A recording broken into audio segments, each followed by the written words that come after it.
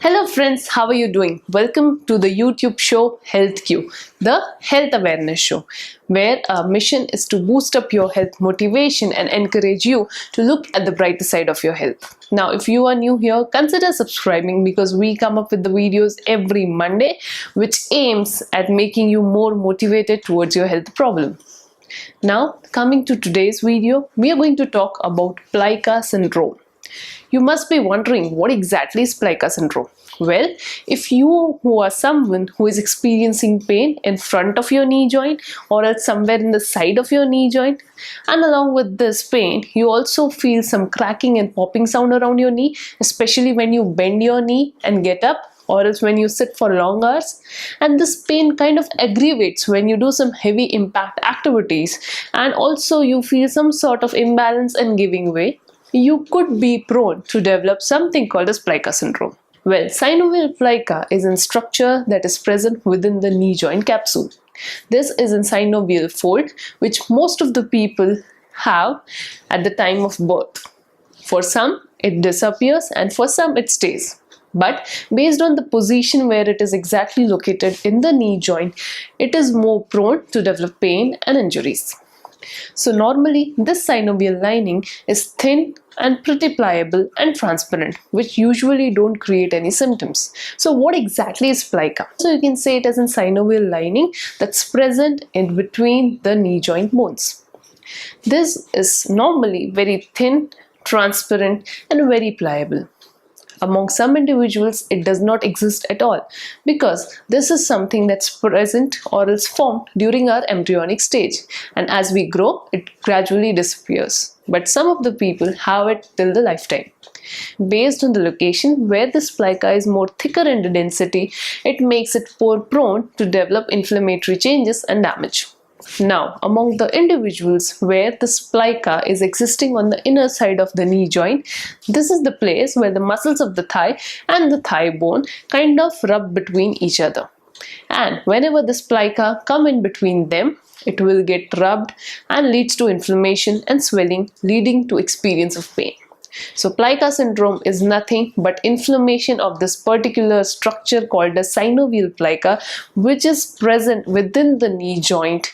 When gets inflamed, leads to experience of pain, swelling, inflammation. So what you will experience when you are having this plica syndrome? Mostly the first important sign or symptom that you will experience if you are having plica syndrome would be the experience of pain, especially located in the front of your knee joint or else on the side of your knee joint. This pain will aggravate more when you will do some high impact activity, or you will sit for long hours with knee bended, or even sometimes if you sleep at night with the knee in a bended position. When you wake up in the morning, the pain would be massive for you. That's the sign that you could have plica syndrome. The second commonest symptom that is associated with plica syndrome is the cracking and popping sound of the knee joint. If you haven't checked my video on the common reasons why cracking and popping sound of the knee happens, do ensure you watch it. But here, this isn't pathological condition because along with cracking and popping sound, if you are having plica syndrome, you will also have pain, you will also have instability, and you will also have swelling. So if you are trying to squat and get up, if you feel this sound, which is also associated with some sort of pain and some sort of swelling, you could have plica syndrome. So the third commonest symptom that's associated with plica syndrome that you can experience is giving way of the knee joint. So what is this giving way of knee joint? Just imagine you are standing straight and suddenly you feel that when you are trying to walk away, the knee, instead of just directly hitting on the ground, it just goes straight. It just gives that way, it just gives that clutch. That is called as giving way of knee joint. This could be the sign of plica syndrome. Now the question arises, if you have got all these three symptoms, it is clear cut that you have got plica syndrome? Not necessary. There are a lot many conditions related to knee joint which can mimic the symptoms. Like there are other conditions as well where you can get similar kind of experiences. Hence it is very important to get yourself diagnosed. It is very important for the diagnosis of plica syndrome. So now, how the diagnosis of plica syndrome is made? Very simple. What you need to do is to go and visit your doctor, especially an orthopedic surgeon or else a physiotherapist. Now, what this doctor will do is, first, they will check your history. They will try to understand how you started getting this experience of pain, where this pain started, how it started, where it was located. All are these things which will show the signs and the details about your history, which will help the doctor to understand and come up with the diagnosis. Now, along with history taking, the second thing that a doctor will do is the physical examination. So physical examination basically comprises of touching the areas of pain, to trying to figure out the tenderness that exists around the knee joint, what location it is. Sometimes this plica can be felt if it is inflamed. Hence, it's very important that a physical examination should be done. And also there are some physical diagnostic tests that orthopedic surgeons and physiotherapists are specialized into checking out to come up with the diagnosis. But one more time, if any doubt exists within the mind of doctor, they will take you forward to go ahead with some sort of investigation. So the investigations that can be done to come up with this diagnosis of plica syndrome are ultrasound scan, MRI and CT scan of the knee joint. And sometime, if nothing gives the correct diagnosis, arthroscopy of the knee joint is the last form of diagnostic tool which can help in diagnosis of plica syndrome. So now, since you know that how the diagnosis is done, what are the symptoms, how is plica syndrome managed? Well, there are two ways plica syndrome can be managed. One is the conservative method and another one is the surgical method. Mostly conservative method is the preferred one and gives good amount of results. The conservative management usually comprises of first thing, non-steroidal anti-inflammatory medications. Sometimes even the pain is too severe, doctor might prescribe you some painkiller medications. Use of RICE regime. Now again, question. What is RICE regime? Well, RICE is an acronym that stands for rest, ice, compression and elevation.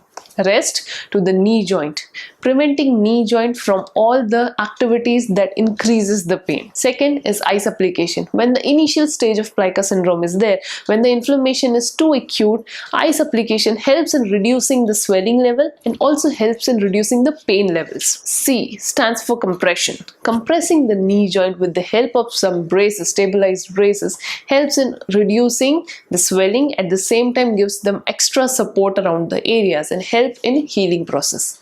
And last is elevation. Elevation of the limb is important for reducing the swelling that exists in the knee joint. The next thing that needs to be done is alteration or modifying the activities that actually increases or actually aggravates the symptom of plica syndrome. As I said, plica is a structure that gets irritated while knee bending activity is happening, since the thigh muscles and the thigh bone kind of get this friction. Hence, any activity like squatting, like sit to stand, or else jumping, climbing stairs, these kind of activities can lead to increase in the symptoms. Hence, it is very important to modify the symptoms and modify these activities. The next thing that needs to be done is proper positioning of the joint. How it is done? It can be done especially with the help of taping technique and use of some supportive braces. Positioning, what I mean here is to ensure that the patella or the kneecap bone is in proper alignment with the other bones of the knee joint. Usually whenever there is this muscle tightness and inflammation, the kneecap bone kind of gets deviated to the weaker side, leads to some frictionable movement which actually increases the symptoms. Hence, it is very important to correct the alignment of the bones, and taping and use of braces is helpful in that. The next is exercises for thigh muscles. Since thigh muscles are important for the movements around the knee joint, especially the front thigh muscle, also called as the quadricep muscle, and the back thigh muscle, which is called as the hamstring muscles. And there is one more important structure here in our thigh, which is lying exactly on the side of our thigh, which is called as IT band. This kind of gets too tight, leading to the symptom of pain as it pulls the kneecap bone towards itself.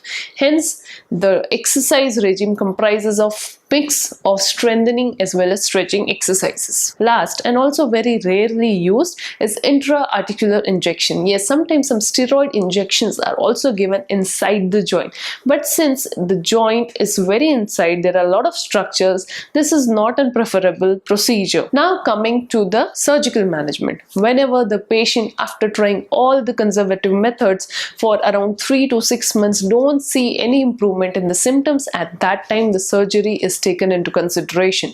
Surgical procedures basically comprise of first doing arthroscopic assessment, doing arthroscopy and figuring out where exactly that inflamed plica exists, and then resecting that plica. So guys, this was all about plica syndrome. I hope you find this video useful. And as always, do remember, if you like this video, like it. If you don't like this video, please also hit that dislike button so that it will give me idea on making some useful content for you. Also, if you feel that this video in particular would be helpful for somebody else, do ensure to share this. And last but not the least, do subscribe to HealthQ channel. On that note, see you on the next video. Bye bye.